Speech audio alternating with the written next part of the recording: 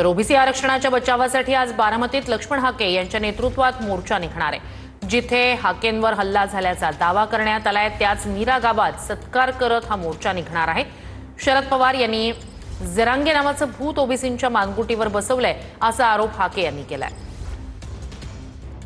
बारामतीकरांनी बीडमध्ये जाऊन ज्या जरांगेच्या बेकायदा मागण्याला पाठिंबा दिला, जरांगेचं आंदोलन उभं केलं, हे सगळं पाप, ओबीसीचं आरक्षण घालवण्याचं पाप हे शरदचंद्रजी पवारांनी डायरेक्ट केलं आणि इनडायरेक्ट अजितदादा पवारांनी केलं।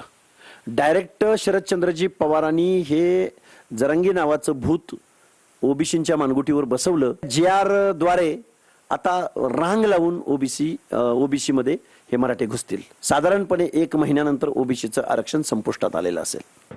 तुम्ही ऍफिडेव्हिट वरती जात बदलणार आणि ते जात बदलून तुम्ही सामाजिक न्यायाच्या आरक्षणामध्ये म्हणजे ओबीसी मध्ये घालणार आणि तुम्ही आम्हाला काय म्हणता की सरसकट नाही, सगळ्या सोयऱ्यांचा नाही।